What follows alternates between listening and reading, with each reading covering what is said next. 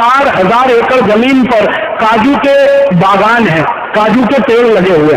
तो उसमें क्या होता है, 20 साल से वहां के किसान जो काजू की खेती करते हैं वो एक हेलीकॉप्टर किराए पे लेते हैं और उसमें जहरीले कीटनाशक जिसका नाम एंडोसल्फान है वो हेलीकॉप्टर में भरा जाता है और पूरे गांव के काजू के पेड़ पर जो 4700 एकड़ में है वो छिड़का जाता है एंडोसल्फान 20 साल से लगातार।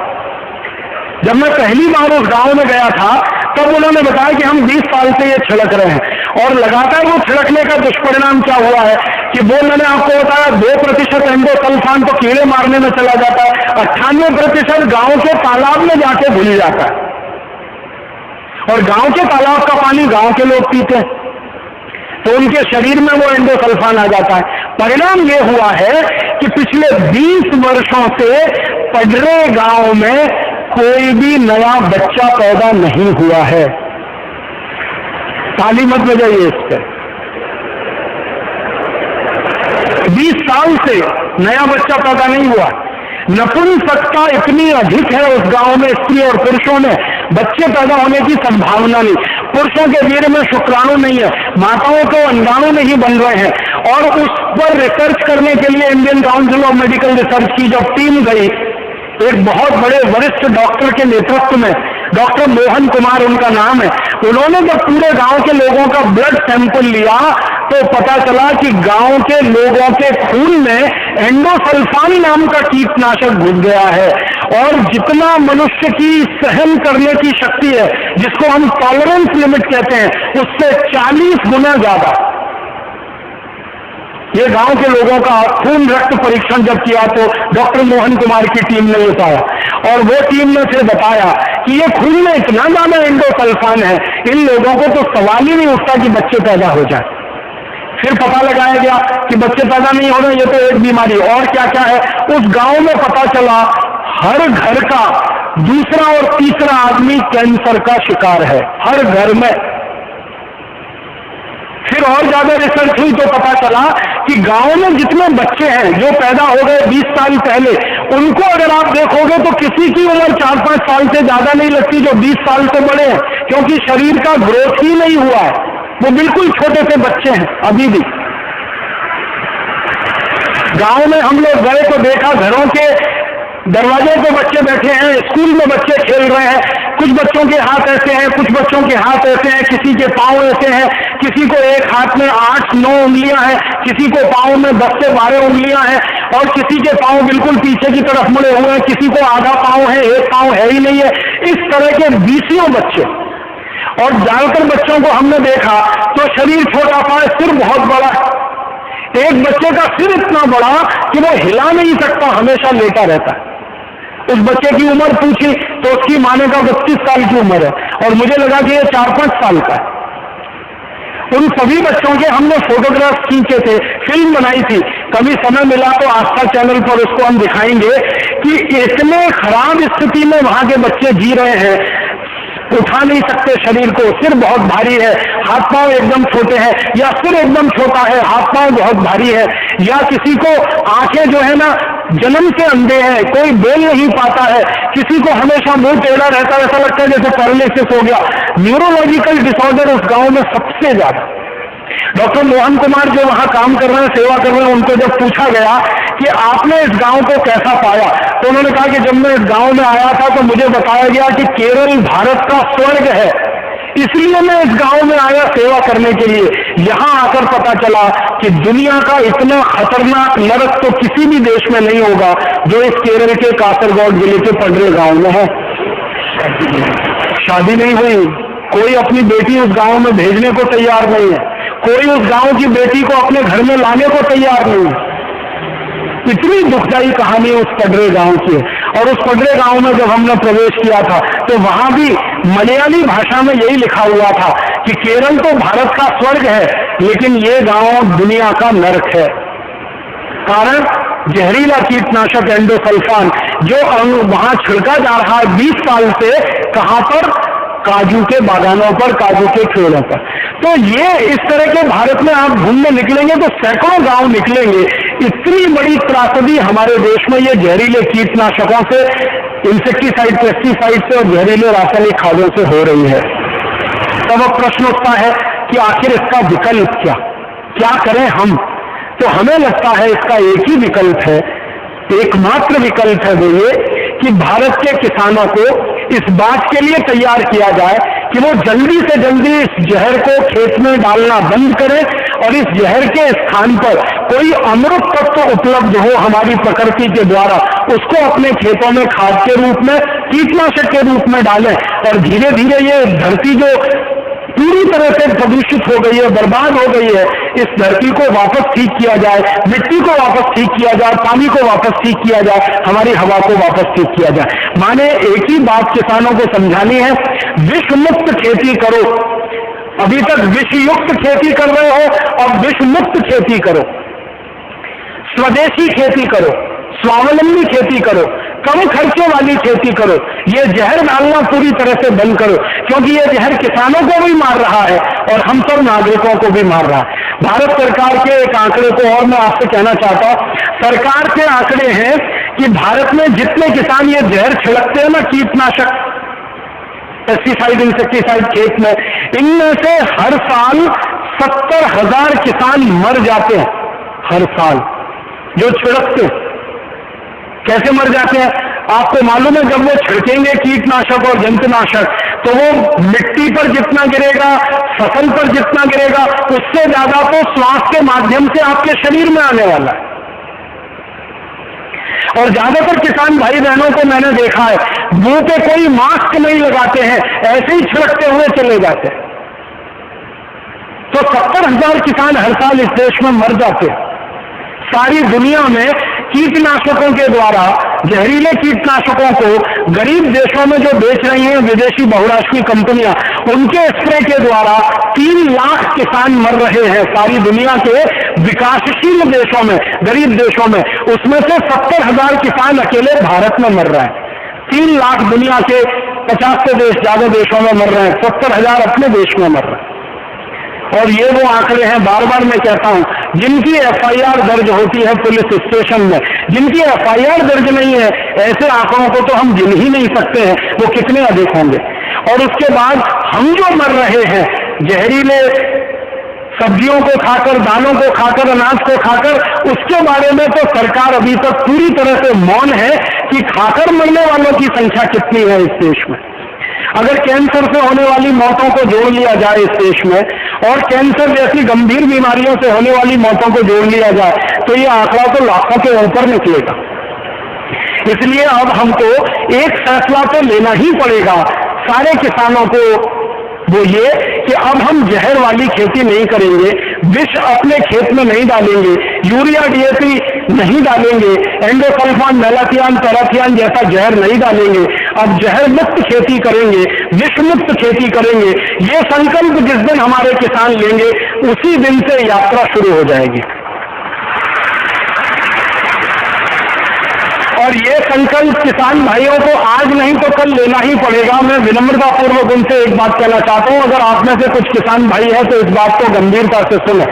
जब से किसानों ने यूरिया, डीएपी, सुपर फॉस्फेट की खेती की है, जहर डाला है मिट्टी में, और जब से किसानों ने एंडोसल्फान, मेलाथियान जैसे सैकड़ों जहर डाले हैं मिट्टी में, इसमें से पैदा हुआ पशुओं का जो चारा है ना, वो पशुओं ने खाया है और पशुओं के शरीर में भी ये जहर गया है। हमारी गाय के शरीर में जहर है डीडीटी, हमारी गाय के दूध में है डीडीटी। आप सुनकर हैरान हो जाएंगे, गाय का दूध दुनिया में सबसे अमृत तत्व वाला माना जाता है, उस गाय के दूध में डीडीटी है। भैंस का दूध बहुत शुद्ध माना जाता है, उसमें डीडीटी है। तो पशुओं के शरीर में भी डीडीटी आ गया, एंडोसल्फान आ गया, मेलाथियान आ गया, जहरीले कीटनाशक पशुओं के शरीर में आ गए, क्योंकि उनको चारा वही खाने को मिला जिस चारे को यूरिया, डीएपी से पैदा किया गया।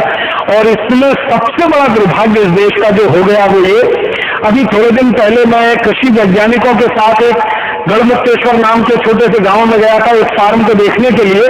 वहां जाकर मेरी आंखें फटी रह गई, ये जानकर मैं हैरान हो गया।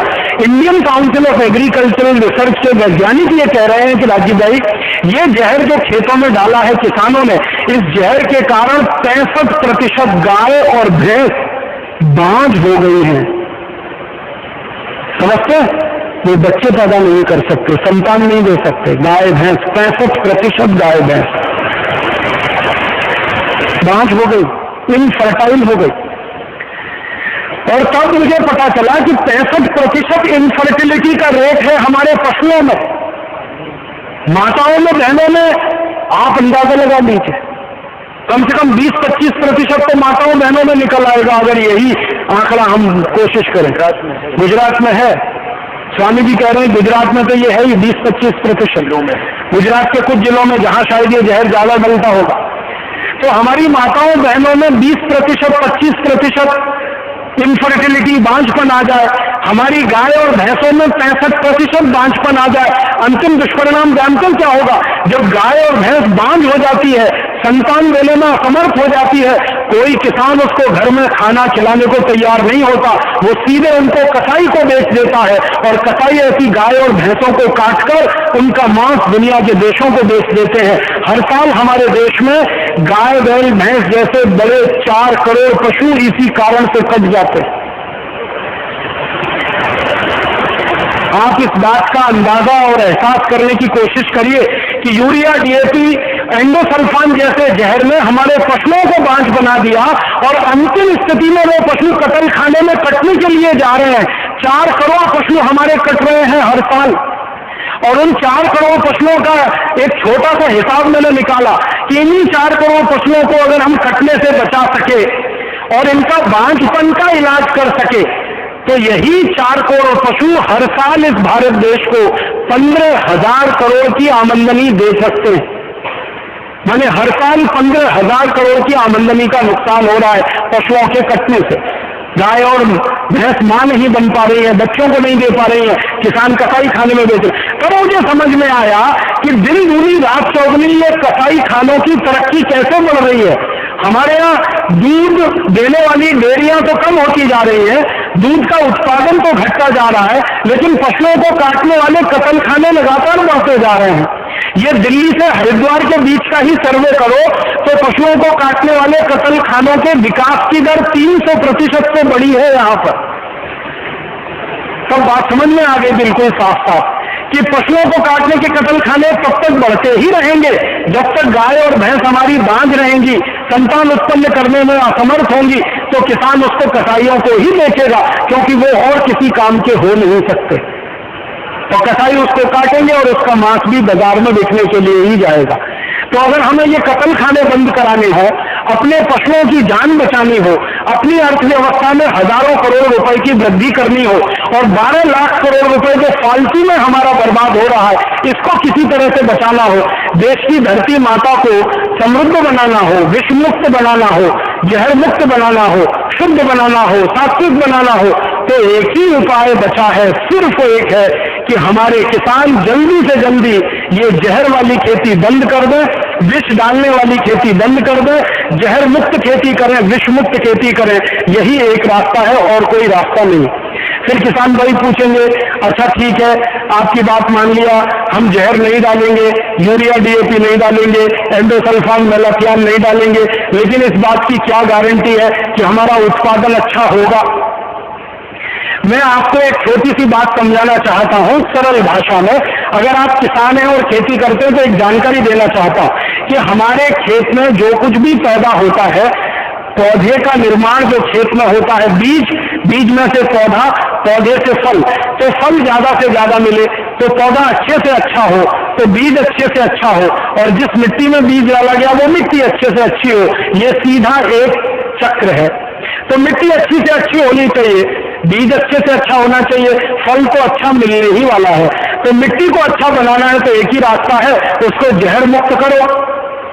उसमें जो आपने पिछले 40 साल से यूरिया डीएपी के नाम पर, एंडोसल्फान के नाम पर जो डाला है, ये मिट्टी से बाहर निकालो।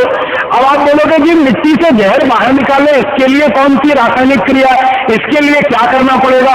इसके लिए भगवान ने, ईश्वर ने, प्रकृति ने हमको इतनी सुंदर वस्तु दी है। मिट्टी का जहर 3 साल में पूरा खत्म हो जाता है अगर लगातार उस मिट्टी में पशुओं का गोबर और मूत्र मिलाकर डाला जाए। जैसे गाय है, जैसे भैंस है, जैसे बैल है, तो गाय बैल भैंस का गोबर, गाय बैल भैंस का मूत्र, पशुओं का गोबर, पशुओं का मूत्र, ये दोनों मिलाकर मिट्टी में लगातार डाला जाए अगर, तो मिट्टी 3 साल में पूरी तरह से जहर मुक्त हो जाती है। आप बोलेंगे वो कैसे? ये जो पशुओं का गोबर है, इसमें जहर को खींचने की सबसे ज्यादा ताकत है। जैसे आपके शरीर में जहर चला जाए ना, तो जहर की सफाई करने की ताकत आपकी किडनी में है, वैसे ही पशुओं के गोबर और मूत्र में जहर को साफ करने की सबसे ज्यादा प्रकृति के द्वारा, भगवान के द्वारा दी गई ताकत है। तो पशुओं का गोबर और पशुओं का मूत्र अगर भरपूर मात्रा में मिट्टी में डाला जाए, तो 1 साल लगातार डालो, 2 साल लगातार डालो, तीसरे साल डालते डालते मिट्टी पूरी तरह से शुद्ध और पूरी तरह से सात्विक हो जाती है। उस मिट्टी में विष पूरी तरह से खत्म हो जाता है और 100% मिट्टी निरापद हो जाती है, विष मुक्त हो जाती है। अब बताओ, इससे सस्ता और इससे अच्छा इलाज कहाँ हो सकता है? और इसका 2 फायदे, एक तो मिट्टी हमारी जहर मुक्त हो गई, विष मुक्त हो गई। दूसरा, पशुओं का गोबर और मूत्र अगर हमने खेत में डाला और उस गोबर और मूत्र से ये काम हुआ, तो पशुओं की इज्जत हमारे जीवन में बढ़ गई, उनका सम्मान हमारे जीवन में बढ़ गया, क्योंकि वो हमारे लिए दूध के अलावा भी लाभकारी सिद्ध हुए। और पशु अगर ज्यादा लाभकारी सिद्ध होने लगे किसानों को, तो फिर कोई किसान पशु को बेचेगा ही नहीं और कसाई के हाथ में वो लगेगा ही नहीं, तो काटने को उन्हें मिलेगा क्या? तो कत्ल खाने अपने आप बंद हो जाएंगे। तो पशु हत्या का पाप जो इस देश के माथे पर लगा हुआ है, वो बिल्कुल साफ हो जाएगा, भूल जाएगा, वो भी काम होता है। वो माता की हत्या का कलंक भी मिटेगा।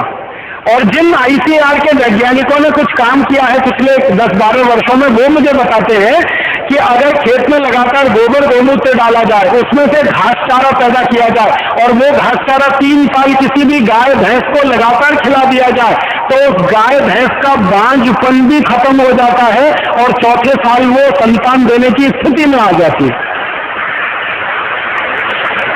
एक वैज्ञानिक जिन्होंने बहुत रिसर्च किया, उनका तो यहां तक कहना है कि ये पशुओं के शरीर में जो जहर चला गया है, इस जहर को बाहर निकालने के लिए कुछ आयुर्वेदिक जड़ी बूटियां हैं, उन जड़ी बूटियों को लगातार पशुओं को खिलाया जाए, तो पहले ही वर्ष में बहुत सारी गाय और भैंस मां बन जाती है।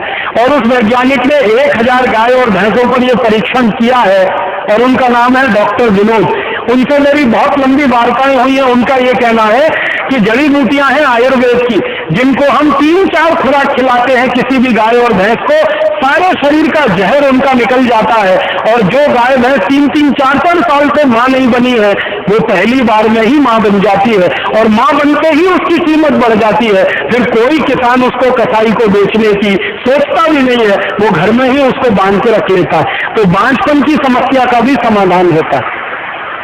तो खेत में हम डालें गोबर और मूत्र और मिट्टी को बनाएं शुद्ध और पवित्र, और उसमें से जो उत्पादन है वो हम भी खाएं, हमारे पशुओं को खिलाएं, हम भी स्वस्थ बने, हमारे पशु भी स्वस्थ बने।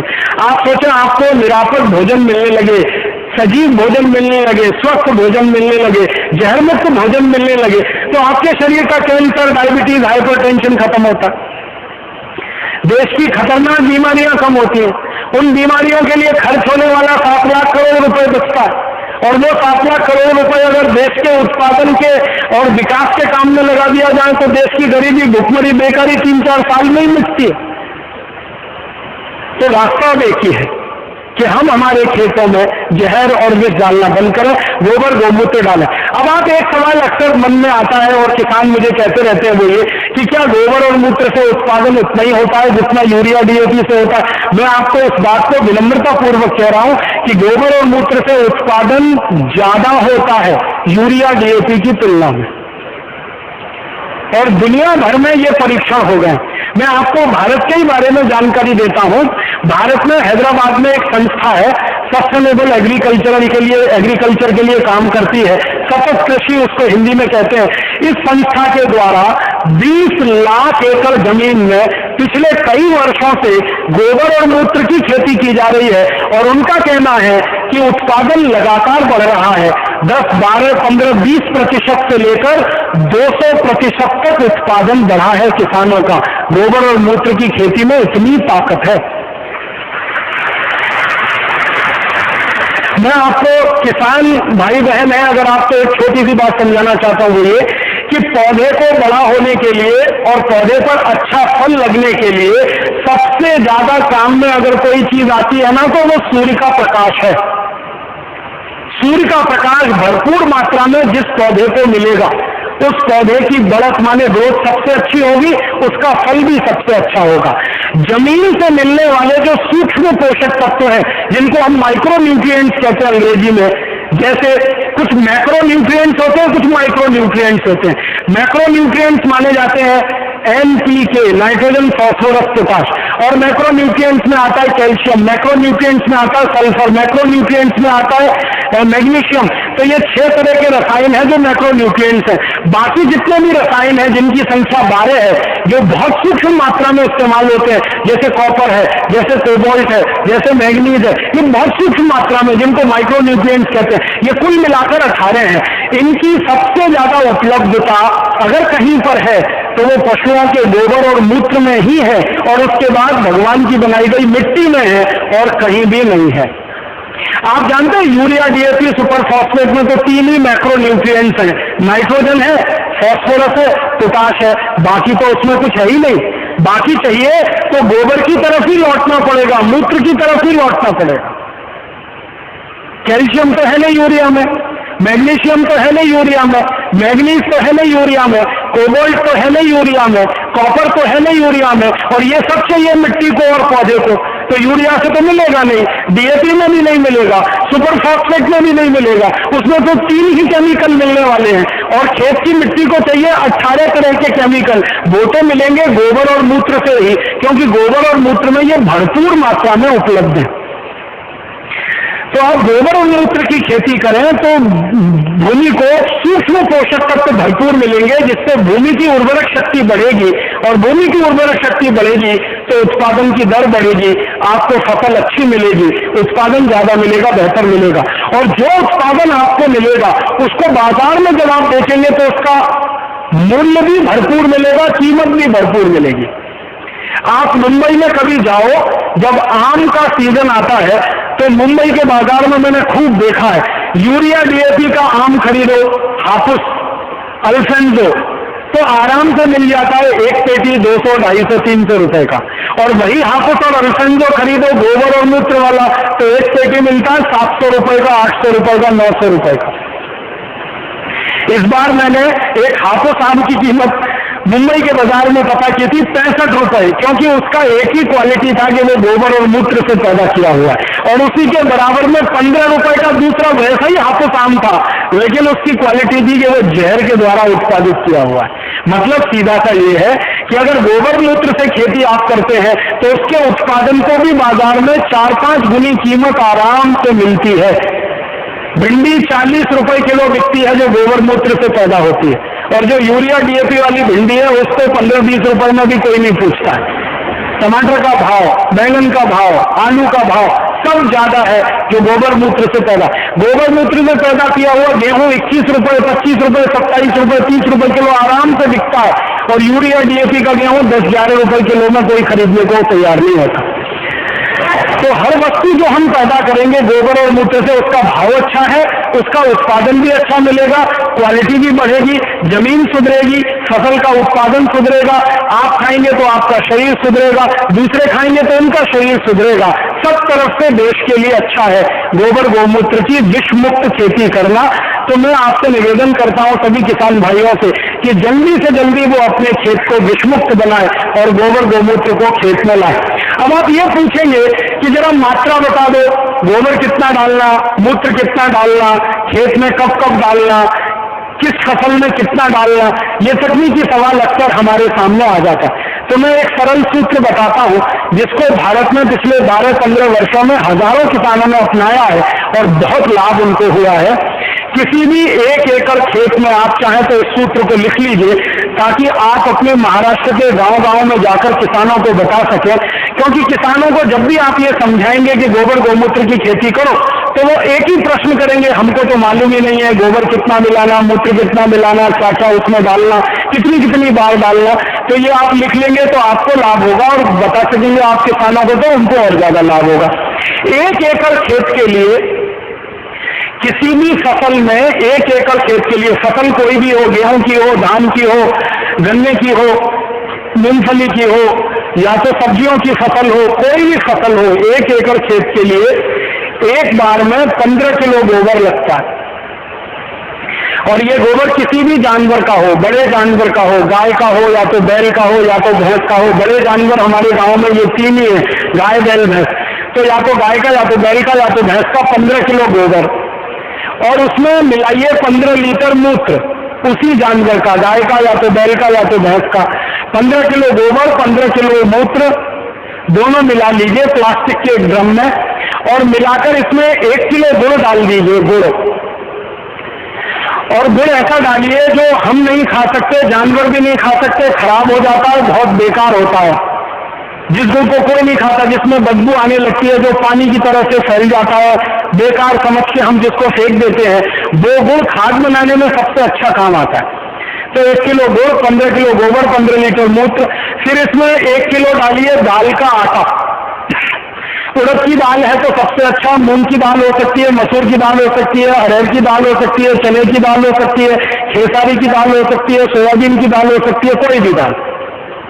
1 किलो दाल का आटा, दाल को पीसकर उसका पाउडर या आटा, और अंत में 1 किलो मिट्टी डालनी है एक ऐसे पेड़ के नीचे से उखाड़कर जो पेड़ बहुत साल पुराना आपके गांव में लगा हुआ है। पीपल का पेड़ हो, बरगद का पेड़ हो, आम का पेड़ हो, पुराना पेड़ हो, 10 साल, 20 साल, 25 साल, 50 साल पुराना, उस खेत के नीचे से 1 किलो मिट्टी खोदकर इसमें डालना।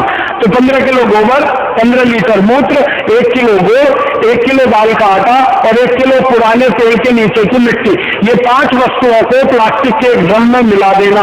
डंडे से मिला देना, चाहे हाथ से मिला देना, कोई फर्क नहीं पड़ता। मिलाने के बाद इसको 15 दिन तक रखना। इसमें 15 दिन तक एक ही काम करना, सुबह और शाम डंडे से इसको घुमाते रहना। 15 दिन तक इसको ऐसे ही रख देना ड्रम में मिलाते, और डंडे से सुबह शाम घुमाते रहना। 15 दिन में ये खाद बनकर तैयार हो जाएगा। फिर इस खाद में लगभग 150 से 200 लीटर पानी मिलाना, कम से कम 150 लीटर, अधिक से अधिक 200 लीटर, और अधिक से अधिक सीधे ही लिख लीजिए 200 लीटर पानी मिलाकर। अब ये जो घोल तैयार हो गया है, ये 1 एकड़ खेत के लिए पर्याप्त खाद है। 1 एकड़ खेत के लिए। अगर 2 एकड़ खेत है तो ये सभी मात्राओं को 2 गुना कर दीजिए। 3 एकड़ खेत है तो सभी मात्राओं को 3 गुना कर दीजिए। एकड़ के हिसाब से आप इसको बढ़ाते जाइए। अब इसको खेत में डालना कैसे है? अगर खेत खाली है, कोई फसल खेत में नहीं है, तो इसको सीधे स्प्रे कर सकते हैं मिट्टी को भिगाने के हिसाब से। डब्बे में भर भर के छिड़क सकते हैं, स्प्रे पंप में भर के छिड़क सकते हैं। स्प्रे पंप का नोजल निकाल देंगे तो ये छिड़कना आसान होगा। अगर नोजल लगा हुआ तो उसमें ये फंस जाएगा, तो नोजल निकाल के छिड़क सकते हैं। तो खाली खेत में मिट्टी पे छिड़कना है। और फसल अगर खेत में खड़ी हुई है तो जब फसल में पानी लगाएंगे तो पानी के साथ इसको मिला देना है। मान लीजिए आपके खेत में फसल लगी है और पानी के लिए नाली आपने बना रखी है, उस नाली के मुहाने पर कोई बैठ जाएगा और डब्बे से इसको पानी में डालता जाएगा, पानी के साथ ये पूरे खेत में चला जाएगा। 1 एकड़ खेत के लिए ये खाद पर्याप्त है, और इसको आप हर 21 दिन में दोबारा से डाल सकते हैं। आज आपने डाला तो 21 दिन बाद फिर डाल सकते हैं, फिर 21 दिन बाद डाल सकते हैं, फिर 21 दिन बाद डाल सकते हैं। मतलब इसका है कि 3 महीने की फसल है तो कम से कम 4 से 5 बार डाल दीजिए। 4 महीने की फसल है तो 5 से 6 बार इसको डाल दीजिए।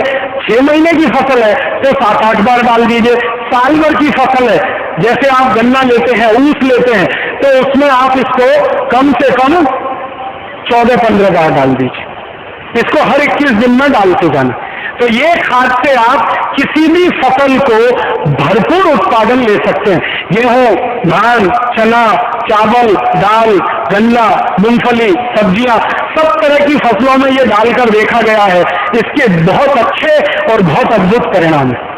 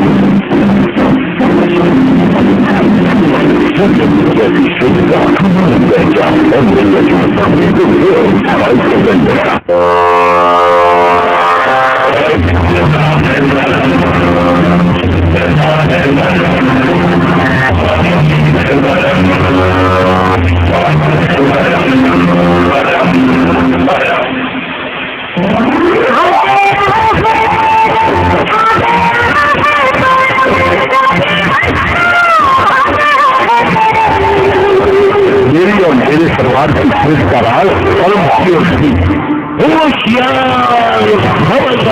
दुनिया में मसालों के शहंशाह MDH मसाले, असली मसाले,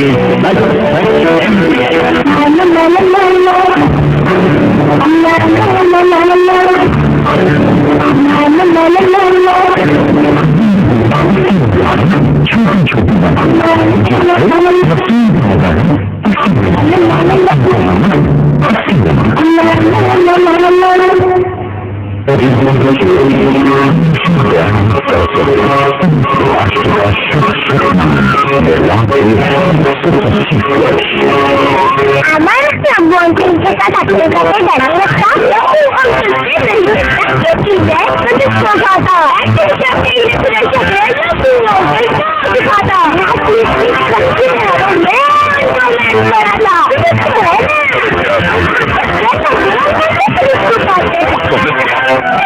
वामन दिवस की संरक्षण स्वाधीनता आंदोलन के अग्रणी भारत के प्रथम प्रधानमंत्री पंडित जवाहरलाल नेहरू की वामन स्मृति को आस्था परिवार का शब्द बन सबसे अच्छा परिणाम क्या आता है इसका कि आपकी जिंदगी का जो खाद का खर्चा है 60% वो एक झटके में खत्म हो गया। फिर दूसरा खर्चा क्या खत्म होता है, जब आप ये गोबर मूत्र का खाद डालेंगे तो खेत में विष कम हो जाएगा, तो जंतुनाशक डालना और कम हो जाएगा, कीटनाशक डालना और कम हो जाएगा।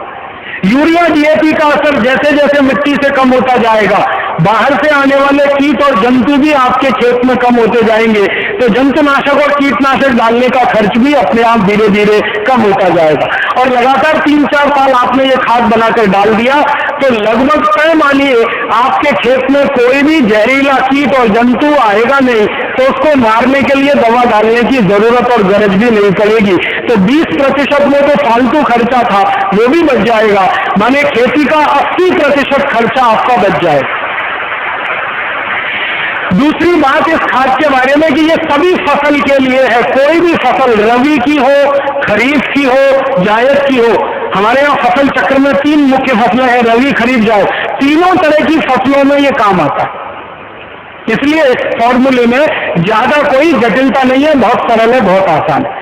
और जानवर जो गोबर दे रहा है, मूत्र दे रहा है, वो आसानी से किसी भी गांव में मिल जाते हैं, भले वो दूध ना दें, लेकिन गोबर और मूत्र तो वो दे ही दे रहे हैं, उनको इकट्ठा करने की बात है।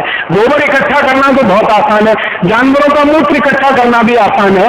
जब भी जानवर मूत्र देते हैं आप ऐसा करिए, उनको बांधने का जो स्थान है जानवरों का, वो थोड़ा मिट्टी से और ईंट से थोड़ा पक्का बना दीजिए, सीमेंट कर दीजिए या पत्थर लगा दीजिए और उस स्थान को थोड़ा ढाल दे दीजिए, फिर उसमें एक नाली बना दीजिए और बीच में एक खड्डा डाल दीजिए।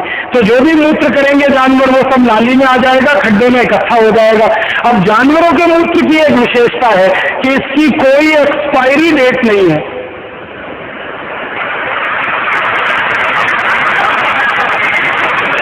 गाय के मूत्र की एक्सपायरी डेट नहीं, बैल के मूत्र की एक्सपायरी डेट नहीं, भैंस के मूत्र की एक्सपायरी डेट नहीं। 3 महीने, 6 महीने, 1 साल, 2 साल, 5 साल, 10 साल, कितने भी दिन पड़ा रहे खड्डे में, वो खराब बिल्कुल नहीं होता। इसलिए आप बिल्कुल निर्द्वंद तरीके से इसका इस्तेमाल करिए, मन में कोई द्वंद मत लाइए कि ये पुराना हो गया कि ये नया हो गया। हमने तो यह अनुभव पाया है कि जितना पुराना जानवरों का मूत्र होता जाता है, क्वालिटी उतनी ही अच्छी उसकी होती जाती है। और ये जितने भी मल्टीनेशनल विदेशी कंपनियों के कीटनाशक, जंतुनाशक है, सबकी एक्सपायरी डेट है, आप जान लीजिए। और उसके बाद भी कीड़े मरते नहीं है, और किसान उसको कई बार चख कर देखते हैं कि नकली तो नहीं है, किसान मर जाते हैं, कीड़े नहीं मरते उससे। तो मल्टीनेशनल के कीटनाशक लेने से अच्छा है कि गाय के मूत्र, भैंस के मूत्र, बैल के मूत्र का उपयोग करना। तो इसको खाद में इस्तेमाल करिए, ये एक तरीका है। हर 21 दिन तो इस्तेमाल करिए, हर फसल में इस्तेमाल करिए। लगातार 3 साल इस्तेमाल करने के बाद आपकी मिट्टी को एकदम पवित्र और शुद्ध बना देगा। मिट्टी में एक कण भी जहर का नहीं बचेगा 3 साल के बाद इस खाद का इस्तेमाल करने से। दूसरा, आप इसी तरह से कीटनाशक भी खुद तैयार कर सकते हैं। बाजार से किसी विदेशी कंपनी का 15,000 रुपए लीटर का कीटनाशक लाने से अच्छा है इन जानवरों के मूत्र से ही कीटनाशक बना लेना। तो अगर जरूरत पड़े, कभी किसी फसल में आपको कीट लग गया, कोई जंतु लग गया, उसको खत्म करना है, उसको मारना है, तो उसके लिए भी एक सूत्र आप लिख लीजिए। कीटनाशक बनाना भी बेहद आसान है, कोई भी किसान भाई अपने घर में बना सकते हैं। कीटनाशक बनाने के लिए क्या करना पड़ता है? 1 एकड़ खेत के लिए अगर कीटनाशक तैयार करना है तो 20 लीटर जानवरों का मूत्र चाहिए, चाहे तो गाय का, चाहे तो बैल का, चाहे तो भैंस का। 20 लीटर 20 लीटर मूत्र में लगभग 2.5 किलो, आधा किलो प्लस माइनस हो सकता है, 2.5 किलो से 3 किलो हो सकता है, 2.5 किलो का 2 किलो भी हो सकता है। तो आधा किलो प्लस माइनस रख के बोल रहा हूं, लगभग 2.5 किलो, 2 किलो 500 ग्राम नीम की पत्ती को पीसकर उसकी चटनी मिलाइए 20 लीटर मूत्र में। नीम के पत्ते को पीसकर उसकी चटनी। नीम के पत्ते से भी अच्छा होता है नीम की निम्बोली की चटनी। आप जानते हैं नीम पर एक फल लगता है निम्बोली जैसा, वो अगर मिल जाए तो 2.5 किलो निम्बोली की चटनी, वही 20 लीटर मूत्र में मिलाना है, नहीं तो 2.5 किलो नीम के पत्ते की चटनी। इसी तरह से एक दूसरा पत्ता होता है धतूरे का पत्ता, लगभग 2.5 किलो धतूरे के पत्ते की चटनी, 2 किलो 500 ग्राम। धतूरा आप सभी जानते हैं, आसानी से गांव के किसान उसको पहचानते हैं, ऐसा कोई गांव नहीं जहां धतूरा नहीं होता। तो धतूरे के पत्ते की चटनी। तीसरा एक पेड़ होता है जिसको आंकड़ा कहते हैं, आंख भी कहते हैं कई लोग, आंकड़ा भी कहते हैं, अर्कमदार कहते हैं उसको आयुर्वेद में। तो अर्कमदार, आंकड़ा, आंख, इसके भी पत्ते लगभग 2.5 किलो, 2 किलो 500 ग्राम, इसकी चटनी। और इसके बाद चौथा एक पेड़ है जिसको बेलपत्री कहते हैं, जिसके पत्ते शंकर भगवान के ऊपर आप सब चढ़ाते हैं, बेलपत्री, बेलपत्र, बिल्व पत्र भी कहते हैं कुछ लोग उसको। तो बेलपत्री, बिल्व पत्र के 2.5 किलो पत्ते की चटनी। और महाराष्ट्र में तो बहुत बड़ी मात्रा में होता है सीताफल, हमारे उत्तर भारत में उसको शरीफा कहते हैं, महाराष्ट्र में सीताफल और कई जगह सीताफल कहते हैं। तो सीताफल के पत्ते की चटनी 2.5 किलो। आड़ू, अगर आड़ू के पत्ते मिल जाए तो वो भी 2.5 किलो लगभग। परम पूजनीय स्वामी जी कह रहे हैं कि आड़ू के पत्ते में कीट को मारने की या खत्म करने की सबसे ज्यादा शक्ति है, उसका रस पड़ते ही कीट मरते हैं। तो आड़ू के पत्ते अगर मिल जाए तो और भी अच्छा। तो ये 5-6 तरह के पेड़ों के पत्ते आप ले लो, 2.5 किलो, इनको पीसकर 20 लीटर जानवरों के मूत्र में डालकर उबालना है, गर्म करना है। और इसमें थोड़ा उबालते समय आधा किलो से 750 ग्राम तक तंबाकू का पाउडर और डाल देना। तंबाकू का पाउडर आधा किलो, कम से कम 750 ग्राम, अधिक से अधिक, ये डालकर उबाल लेना है। उबालकर इसको ठंडा कर लेना है और ठंडा करके इसको आप बोतलों में भर के रख लीजिए, ये कभी भी खराब नहीं होता। ये कीटनाशक तैयार हो गया। अब इसको डालना कैसे, स्प्रे कैसे करना है? जितना कीटनाशक लेंगे उसका 20 गुना पानी। अगर 1 लीटर कीटनाशक लिया तो 20 लीटर पानी, 10 लीटर कीटनाशक लिया तो 200 लीटर पानी। जितना कीटनाशक आपका तैयार हो गया उसको अंदाजा लगा लीजिए आप, जितनी उसकी मात्रा तैयार हो गई उसका 20 गुना पानी उसमें मिला दीजिए। मिलाकर इसको आप खेत में छिड़क सकते हैं किसी भी फसल पर। और इसको छिड़कने का परिणाम ये है कि 2 से 3 दिन के अंदर, लगभग 48 से 72 घंटे के अंदर जिस फसल पर आपने स्प्रे किया उस पर कीट और जंतु आपको दिखाई नहीं देंगे। कीड़े और जंतु सब पूरी तरह से 2-3 दिन में ही खत्म हो जाते हैं, समाप्त हो जाते हैं। इतना प्रभावशाली ये कीटनाशक बनके तैयार होता है। ये बड़ी बड़ी विदेशी कंपनियों के कीटनाशक से सैकड़ों गुना ज्यादा ताकतवर है और एकदम फोकट का है, बनाने में कोई खर्चा नहीं है। जानवरों का मूत्र मुफ्त में मिल जाता है, आपको नीम के पत्ते मुफ्त में मिल जाएंगे, निम्बोली मुफ्त में मिल जाएगी, आंकड़ा के पत्ते मुफ्त में मिल जाएंगे, आड़ू के पत्ते, सब तरह के पत्ते मुफ्त में हर गांव में उपलब्ध हैं। तो ये आप कीटनाशक के रूप में, जंतुनाशक के रूप में इसको इस्तेमाल करिए। और तीसरी एक जानकारी और देना चाहता हूं, अच्छी उत्पादन और फसल लेने के लिए जो बीज आप खेत में डालते हैं, उस बीज को पहले संस्कारित करिए, फिर मिट्टी में डालिए।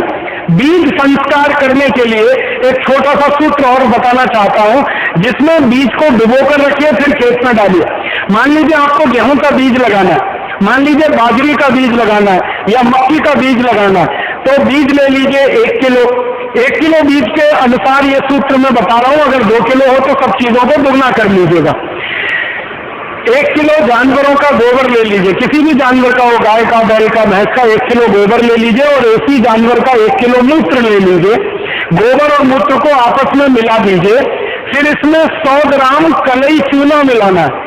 कलई चूना आप समझते हैं, जिससे पुताई करते, चूने का पत्थर बाजार में आता है, 100 ग्राम का पत्थर खरीदेंगे 10-15 पैसे में मिल जाएगा।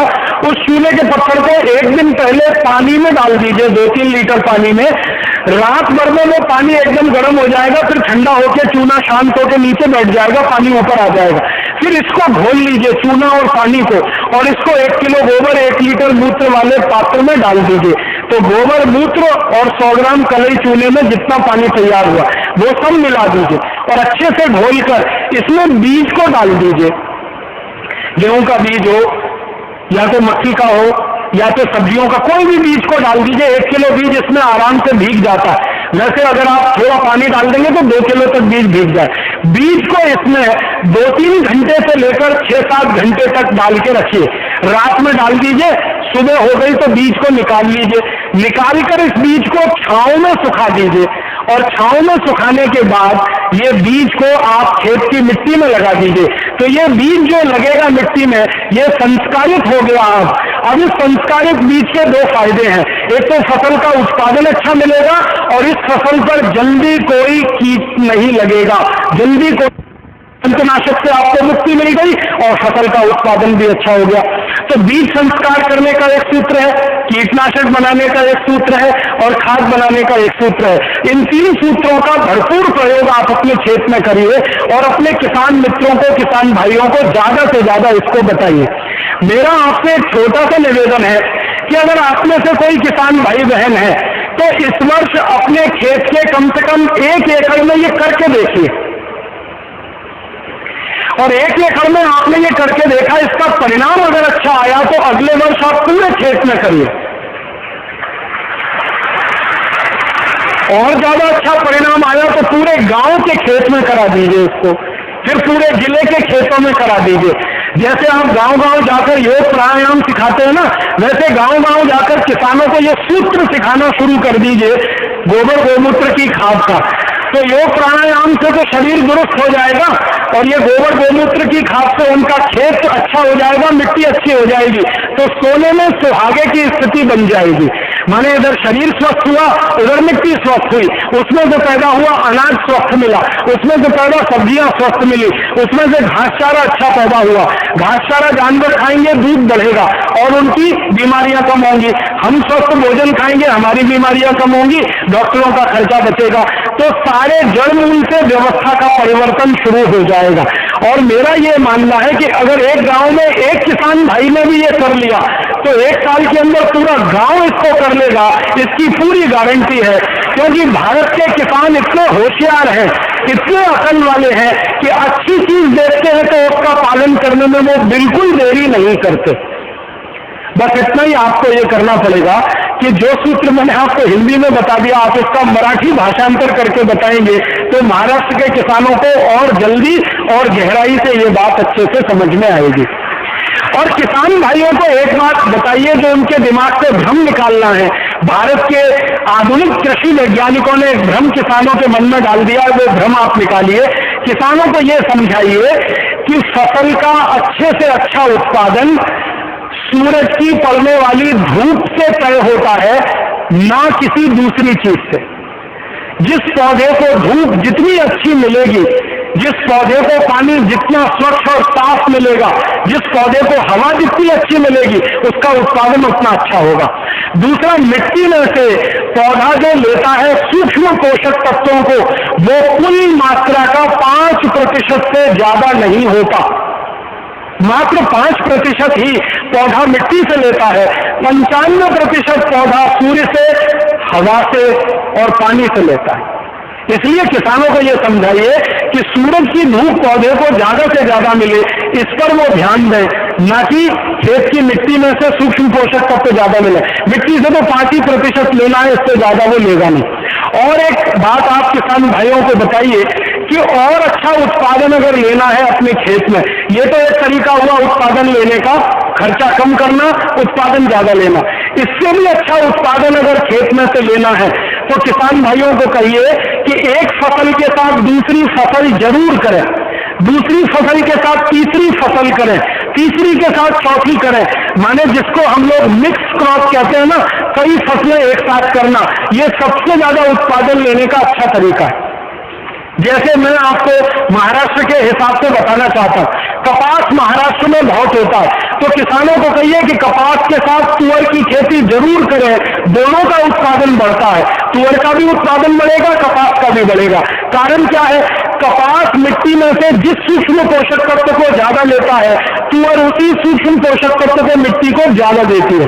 कपास की अच्छी फसल होने के लिए नाइट्रोजन ज्यादा चाहिए, और तुअर का जो जड़ होता है वो सबसे ज्यादा नाइट्रोजन फिक्स करता है मिट्टी में। तो तुअर को कपास के साथ लेना शुरू करें, दोनों का उत्पादन बढ़ेगा। इसी तरह से गेहूं के साथ ऐसी दूसरी कई सारी फसलें हैं जो हमारे किसान कर सकते हैं। जैसे गेहूं के साथ सरसों बहुत अच्छे से होता है, सरसों का भी उत्पादन ज्यादा मिलता है, गेहूं का उत्पादन भी ज्यादा मिलता है। और मेरे से ज्यादा ये बात तो किसान जानते हैं, सैकड़ों साल से वो खेती कर रहे हैं। उनको कहिए कि 50 साल पहले आप जो जो फसलें एक दूसरे के साथ मिक्स करके करते थे, वो सब शुरू कर दीजिए, तो सबसे ज्यादा उत्पादन उसी में मिलता है और मिट्टी का सुधार सबसे ज्यादा उसी में होता है।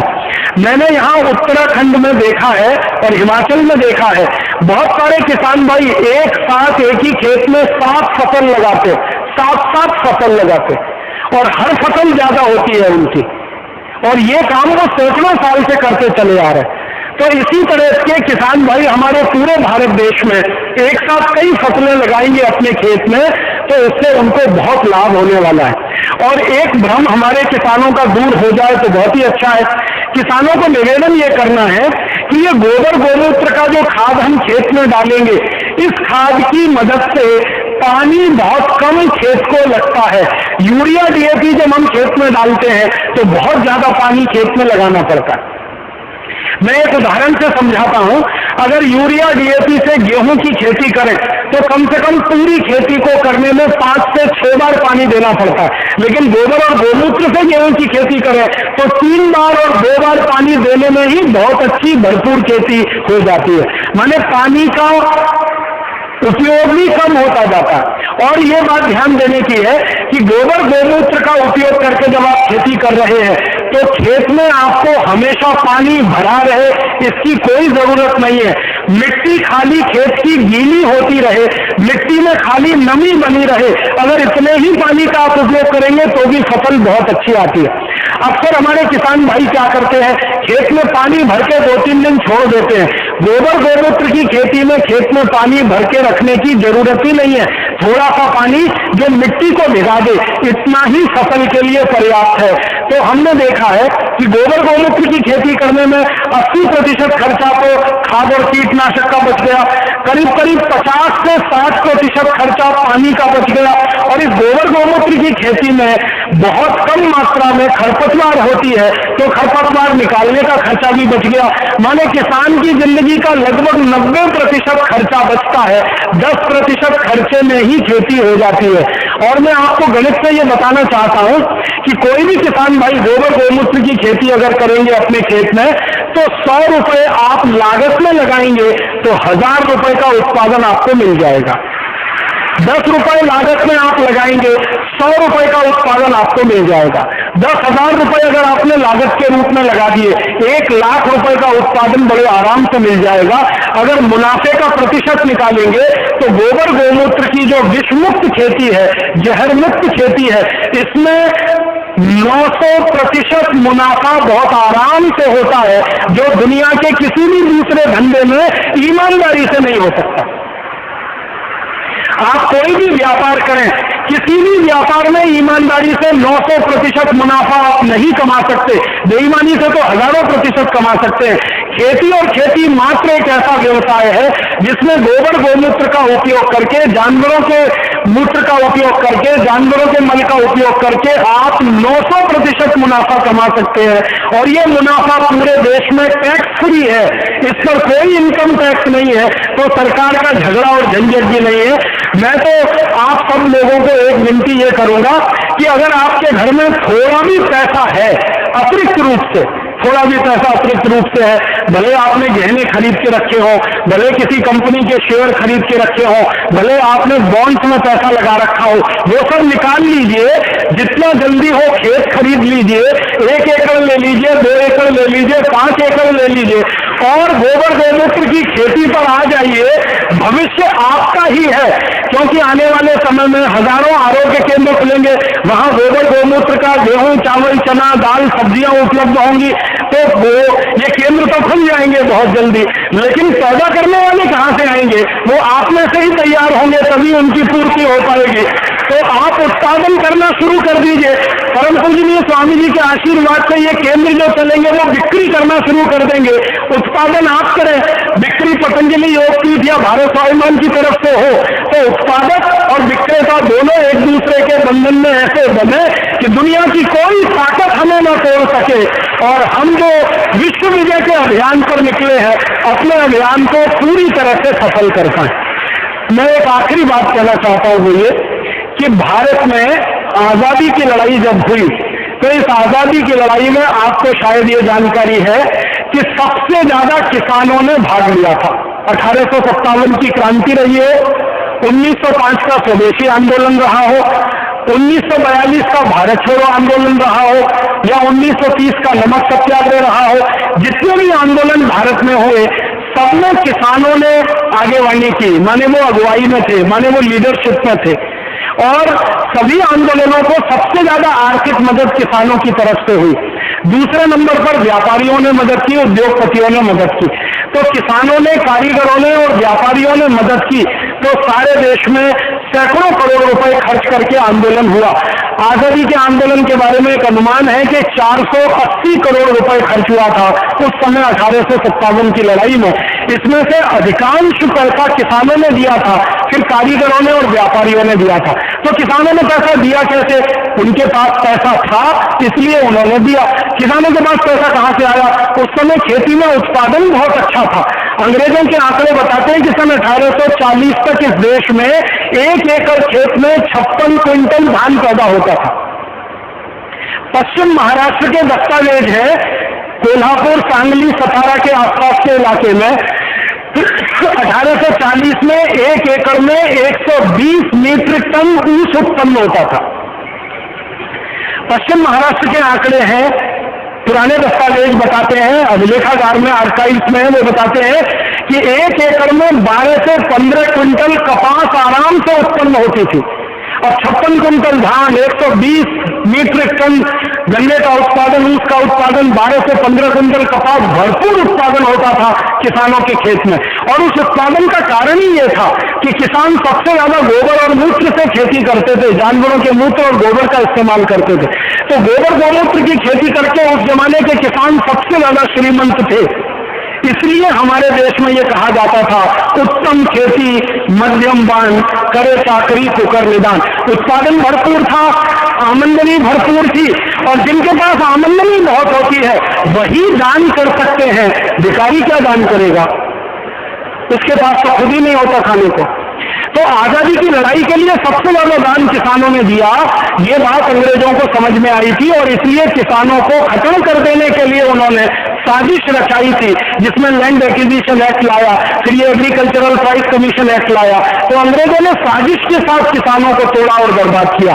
अब ये साजिश हमारे समझ में आ गई है और इस साजिश को खत्म करना है, इस साजिश को बेकार करना है, इस साजिश को पूरी तरह से प्रभावहीन करना है, तो उसका एक ही तरीका है कि किसानों को वापस उस खेती पर लाया जाए जिस खेती को करके वो हजारों साल दुनिया में सबसे ज्यादा समृद्धशाली थे। और वो खेती यही है, गोबर गोमूत्र की खेती, विषमुक्त खेती, जहर मुक्त खेती। तो किसान भाइयों को तो इस तरफ आना ही पड़ेगा। आप उत्पादन करें, बाजार में उसको बेचने के लिए तंत्र तैयार हो रहा है। आपका उत्पादन और हमारा बिक्री का तंत्र, ये दोनों मिलेगा तो पूरे देश में ऐसी जबरदस्त क्रांति आएगी कि सारे किसान तो आर्थिक रूप से स्वावलंबी हो जाएंगे, स्वयंपूर्ण हो जाएंगे, समृद्धशाली हो जाएंगे, और जो खाने वाले हैं क्रेता, जो खरीदने वाले ग्राहक हैं, वो शुद्ध अनाज खाकर स्वस्थ हो जाएंगे, उनकी ताकत बढ़ेगी और वो ताकत बढ़ाकर देश की व्यवस्था परिवर्तन के काम में और ज्यादा अपना विक्रम दिखा पाएंगे, अपना पुरुषार्थ सिद्ध कर पाएंगे। तो सबके भले में सबका भला, ऐसी स्थिति है। ये विषमुक्त खेती और समृद्ध किसान की जो बात आपके सामने रखी है, इस बात में हम सब पहले अपने जीवन में थोड़ा आचरण में उतारे, खेत में एक एक एकड़ में करके देखें, जिनके पास भी खेत है, फिर अपने पड़ोसी किसानों को एक एक दो दो एकड़ में कराएं, फायदा मिले तो अगले साल पूरे खेत में गांव गांव में हो। और थोड़े दिन के बाद जिन जिन गांवों में योग प्राणायाम की कक्षाएं लगती हैं, हर उस गांव के सामने एक बोर्ड लग जाए, जैसे हरिकिशनपुरा का बोर्ड मुझे याद आता है कि ये पूरा गांव बिकाऊ है, क्योंकि हर गांव के परिवार पर 6 लाख रुपए का कर्ज है, क्योंकि जहर खेत में डाला है इसके लिए कर्ज हुआ है। तो इसका उल्टा बोर्ड लगे कि ये गांव समृद्धशाली है, संपत्तिवान है, इस गांव के किसी किसान पर कोई कर्ज नहीं है, यहाँ का किसान पहले रोडपति था, अब करोड़पति है, पहले कर्ज लेता था बैंक से, अब कर्ज देता है बैंक को। इसकी खेती में इतना उपजाऊपन बढ़ गया है कि सारे देश का पेट भरने की ताकत अब इस किसान में आई है। इस तरह के रोड जगह जगह जगह जगह गाँव में लग जाए, विषमुक्त खेती वाला गांव, जहर मुक्त खेती वाला गांव, 1 नाम 2 नाम 20 नाम 50 नाम 1000 नाम, तो ये इतनी बड़ी खबर होगी कि दुनिया भर का मीडिया आएगा, उस गांव के बारे में फिल्में बनाएगा, सारी दुनिया में उसकी चर्चा होगी और दुनिया भर के लोग, आप अगर चाहेंगे तो आपके सामने झोली फैलाकर खड़े होंगे कि भाई 1 किलो गेहूं दे दो ना गोबर गोमूत्र वाला, 1 किलो गंजा दे दो ना गोबर गोमूत्र वाला, क्योंकि उनके पास नहीं है, क्योंकि वो मांग रहे हैं। हजारों अरब डॉलर का दुनिया में बाजार है ऑर्गेनिक फूड प्रोडक्ट्स का, आप जानते हैं। इस बाजार की भरपाई करना भारत की ताकत में है। लंदन में अभी एक ऑर्गेनिक फूड स्टोर में मैं गया, वहां मैंने पूछा तो वहां पता चला आलू जो है गोबर गोमूत्र का पैदा करवा 4 पौंड का 1 किलो है और यूरिया डीएपी का 1 पौंड का 1 किलो। तो 1 पौंड का 1 किलो आलू है यूरिया डीएपी का और 4 पौंड का वही 1 किलो आलू है गोबर और गोमूत्र का। मतलब लंदन के डिपार्टमेंटल स्टोर में 4 गुना भाव तो अभी मिल रहा है आलू का। अगर सारे देश में इसी तरह के उत्पाद हम दे सके और सारी दुनिया में उनको सप्लाई कर सके तो 4-4 गुनी कीमत डॉलर में, पौंड में, यूरो में हम लाएंगे और भारत के किसानों के खातों में डॉलर, पौंड और यूरो ही जमा कराएंगे। और डॉलर, पौंड, यूरो जैसे जैसे भारत में आएगा, भारत की इज्जत और हैसियत बढ़ती जाएगी।